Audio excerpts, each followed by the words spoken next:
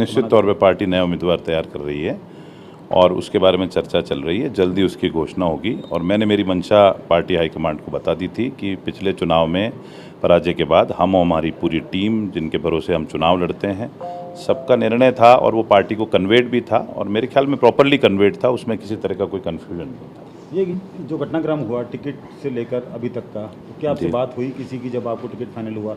उस वक्त कहाँ थे? क्योंकि अब जानकारी में सामने आ रहा है आप चाइना थे। जी हाँ, मैं चाइना से आकर के फिर दुबई गया था और मेरी बात हो गई थी हमारे प्रदेश नेतृत्व से और मैंने उनको उसी टाइम इसकी मंशा कन्वे कर दी थी कि जब ये बात हो चुकी है कि मैं चुनाव नहीं लड़ूंगा, मेरी तैयारी नहीं है, तो आप इस पर कृपया करके पुनर्विचार करें। उसके बावजूद आपको टिकट दिया गया? तो ये उसके बाद की बात बता रहा हूँ मैं, उसके बाद मेरी चर्चा होगी। प्रॉपर फीडबैक होता है, शुरुआत में फीडबैक जाता है, उसके बाद ही टिकट तय किया जाता है। बिल्कुल। टिकट तो आपका उस फीडबैक के आधार पर तय हो जाता है। ऐसे क्या कुछ कारण है जिसकी वजह से आपने आखिरी टाइम पे मना किया? नहीं, फीडबैक के आधार पे पैनल फिक्सअप होते हैं और उन पैनलिस्ट जो भी लोग हैं उनसे चर्चा होती है। तो मेरे से भी चर्चा हुई और मेरे से भी चर्चा हुई और चर्चा के दौरान मैंने इसको स्पष्ट कर दिया था कि मैं ये चुनाव नहीं लड़ना चाहता। उसके रीजंस मैंने बता दिए थे सारे। सर, कई नाम भी सामने आ रहे हैं कि आपके टिकट जिन्होंने दिलवाए हैं और आपको आगे किया है, क्या उनके खिलाफ आपने कुछ जो है आला कमान को बताया है कि ऐसा क्यों हुआ? देखिए, इसमें खिलाफत वाली कोई बात नहीं है। मैंने मेरी बात बता दी थी कि भाई मिसकम्युनिकेशन नहीं होना चाहिए। कोई भी चीज़ है तो वो पार्टी फोरम पे प्रॉपरली कन्वेड होनी चाहिए। अगर मैं ना कह रहा हूँ और कोई व्यक्ति कह दे कि नहीं हो जाएगा तो वो ठीक नहीं है। और जब ना कहने के बाद में ये तय हो चुका था कि मैं चुनाव नहीं लड़ूंगा और कोई और योग्य उम्मीदवार चुनाव लड़ेगा, तो फिर मेरे लिए भी एक आश्चर्य था। मैं विदेश यात्राओं पे रहा और मुझे उस दौरान पता लगा और उसके बाद में इमीडिएटली उसको रेसिप्रोकेट करना, उसको समझना बहुत मुश्किल हो जाता है। हमारे अध्यक्ष जी को मैंने कहा था कि ये गलत है और एकदम सरप्राइजिंगली कोई चीज़ को तय किया हुआ वो ठीक नहीं रहेगा और पार्टी इंटरेस्ट में भी नहीं रहेगा। हम चुनाव भी अच्छी तरह से नहीं लड़ पाएंगे और मेरे वर्कर्स को, मेरे लोगों को, हमारे सभी लोगों को कॉन्फिडेंस में लेना बहुत जरूरी होता है। राजनीतिक परिवार चुनाव में भी जो कांग्रेस ने बात कही थी वो कहना था कि विनेबिलिटी के आधार पर टिकट डिस्ट्रीब्यूशन होता है। आपका नाम आ गया, आपका ये कहना है कि मना करने के बावजूद जो है आपका नाम वहाँ पे लिस्ट में है, तो पार्टी को ऐसा भी तो लग सकता है कि विनेबिलिटी जो है वो आपकी तरफ है। वो बात है और उसके बारे में डिस्कस होने के बाद में ही मैंने कहा था कि फला रीजंस हैं, आपको यहाँ से विनेबिलिटी लग रही होगी, हमारी तैयारी उतनी मजबूत नहीं है और मैं डार्क में नहीं रख सकता पार्टी को और मेरे वर्कर्स को कि नहीं ठीक है इस तरह से चुनाव लड़ने। विधानसभा चुनाव लड़ना एक अलग चीज़ होती है। लोकसभा चुनाव में कैंडिडेट को 8 विधानसभा क्षेत्र की तैयारी रखनी पड़ेगी। दर्शन जी, आपको लगता है कि लेकिन जिस तरीके से राजस्थान के पिछले चुनाव के हाल रहे हैं, कांग्रेस की जो वहाँ पराजय हुई, बड़ी पराजयों में से एक है, वो कहीं ना कहीं पार्टी के लिए और वहाँ जनाधार लगातार घटा भी है लोकसभा चुनाव। दूसरा एक ये माहौल बना हुआ जिसमें पीसीसी चीफ और पूर्व सीएम और रंधावा जी खुद कहते हैं कि साहब सीबीआई ईडी इनकम टैक्स ने डरा रखा है, खाते हमारे फ्रीज हैं, पार्टी के सामने प्रॉब्लम्स है। तो इन सब चीज़ों को लेकर वहाँ घटते जनाधार पर आपका क्या कहना है कांग्रेस के लगातार? दूसरा ये जो माहौल बना हुआ है इस पर आप? देखिए, मेवाड़ में, पूरे मेवाड़ में, not in Rajsamand, entire Mewar में निश्चित तौर पे कांग्रेस का जनाधार घट रहा है और कांग्रेस का वोट शेयर घट रहा है और उसका कई तरह के बहुत सारे कारण हैं। पार्टी के लेवल पे भी हम डिस्कस करते हैं। उसमें से एक प्रमुख कारण है कि हमको ऑर्गेनाइजेशन को और मजबूत शार्पन करना पड़ेगा, खास तौर पे मेवाड़ के अंदर, और वो मैंने पार्टी फोरम पे कई बार मैं कन्वे भी कर चुका हूँ। और पार्टी को चुनाव लड़ने के साथ साथ ऑर्गेनाइजेशन को दुरुस्त करके चुनाव लड़ना बेहतर होगा। और रही बात ईडी सीबीआई की, तो भारतीय जनता पार्टी इसको इस्तेमाल कर रही है तो जग जाहिर है, इसमें कोई विशेष बात नहीं है। अभी कांग्रेस शर्मा जी ने अभी जब छोड़ा था तब उन्होंने एक बात कही थी कि मेरे ऊपर अभी उनके ऊपर सोशल मीडिया पर ट्रेंड हुआ, पार्टी ने उनको प्रत्याशी बनाया, पार्टी का कोई चाहे वो स्टेट लेवल पर कोई उनके साथ खड़ा नहीं रहा, यानी उन्होंने टिकट लेकर के मुसीबत मोल ले ली। आपको लगा कि अब मैंने इस बारे में पीसीसी अध्यक्ष से बात की, उनका कहना कि मोरल बूस्ट करने के लिए हमारे पास कोई विशेष इंजेक्शन नहीं है। कहीं ना कहीं नेतृत्व क्षमता जो एक सबसे पुरानी पार्टी है कांग्रेस और उसमें उस हिसाब से उसका जनाधार भी है, लेकिन अभी बहुत वीकनेस नेतृत्व क्षमता में देखी जा रही है और जो चुनाव लड़ने वाले हैं उनका मनोबल भी डाउन है। आप क्या कहेंगे?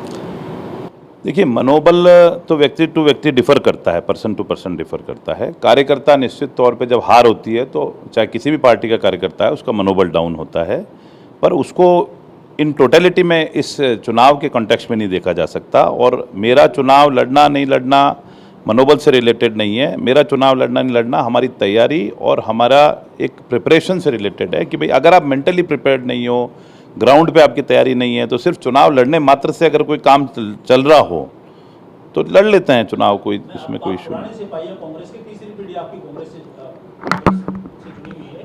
ओवरऑल हम बात कर रहे हैं कांग्रेस का मोरल, अभी कांग्रेस के प्रत्याशियों का मोरल, कोई सीनियर लीडर सामने नहीं आ रहा है चुनाव लड़ने के लिए।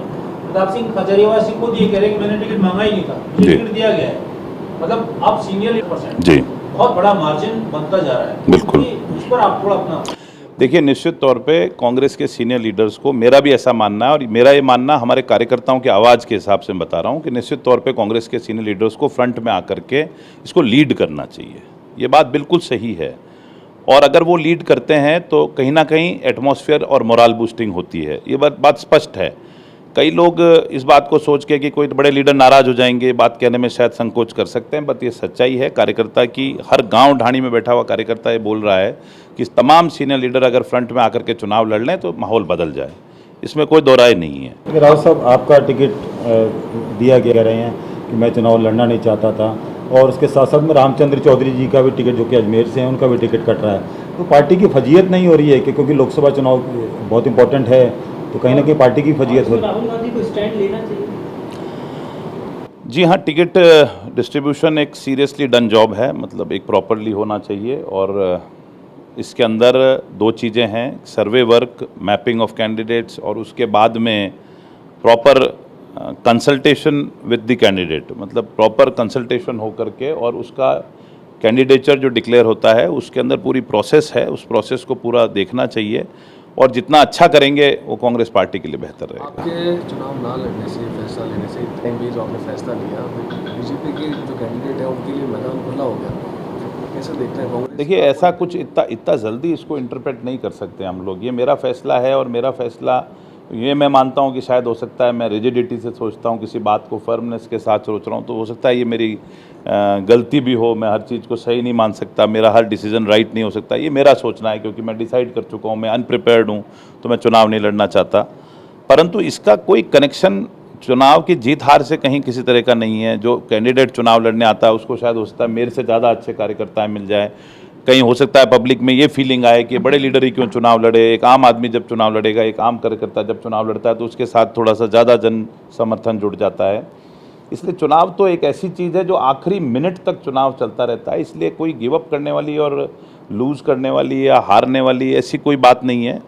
लड़ते हैं लोग बाग, आखिरी दिन भी सिंबल आता है, वो लोग भी चुनाव लड़ते हैं और फिर वो चुनाव जीतते हैं, और जो लोग 20-20 साल इलाके में रहते हैं वो हार जाते हैं, और 17-18 दिन 20 दिन में आदमी चुनाव भी जीतता है। अगर आम वोटर की बात की जाए तो इस तरीके से जो हो रहा है, क्योंकि आप पीछे हट गए हैं, प्रताप सिंह खाचरियावास हैं, वो लगभग उनका बॉडी लैंग्वेज बता रही है कि एक तरह से हारा हुआ घोषित उन्होंने कर दिया है। रामचंद्र चौधरी हैं, तो आम जो वोटर है वो क्यों जो कांग्रेस को वोट देगा? क्योंकि इस तरीके से जब कैंडिडेट ही तैयार नहीं हो रहे, परसेप्शन हो सकता है। परसेप्शन में क्या कहेंगे? देखिए, विधानसभा चुनाव में कांग्रेस के सभी लीडर्स ने काम किया, पिछले विधानसभा चुनाव में मजबूती के साथ चुनाव लड़ा, परसेप्शन भी बहुत अच्छा था, माहौल भी बहुत अच्छा था, लड़े भी मजबूती के साथ तो पर निर्णय तो अंतिम मतदाता ने ही किया, परिणाम आपके सामने है।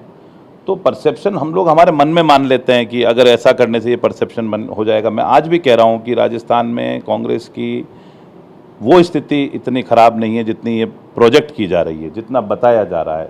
कांटे की टक्कर है, पर इच्छुक उम्मीदवार और तैयारी के साथ जाने वाले उम्मीदवार लड़ने चाहिए।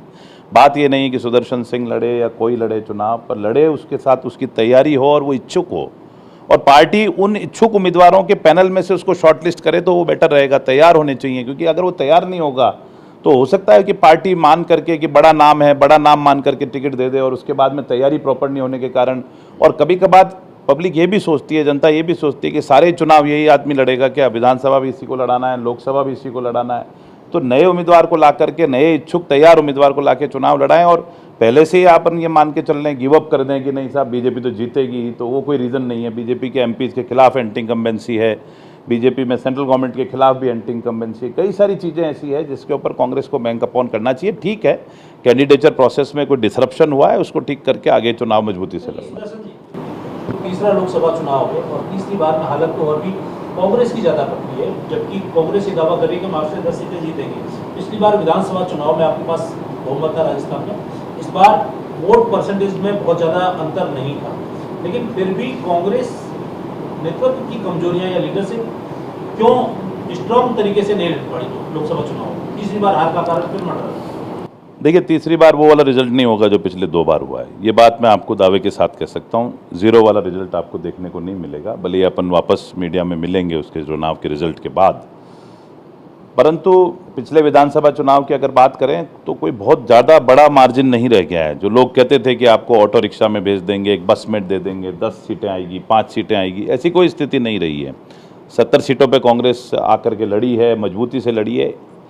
खास तौर पे मेवाड़, जो मैं बार बार कहता हूँ कि मेवाड़ के जो भी लीडर्स हैं, जो बड़े सीनियर लीडर्स हैं, उनको ये सोचना पड़ेगा कि मेवाड़ की पॉलिटिकल सिनेरियो में क्या चीज़ है जिसको रिपेयर करनी है, क्या चीज़ है जिसको ठीक करनी है, और क्या गलती हो रही है मेवाड़ के अंदर जो हम लोग 2 या 3 बार से लगातार मेवाड़ में कुछ ना कुछ मजबूती से नहीं कर पा रहे हैं।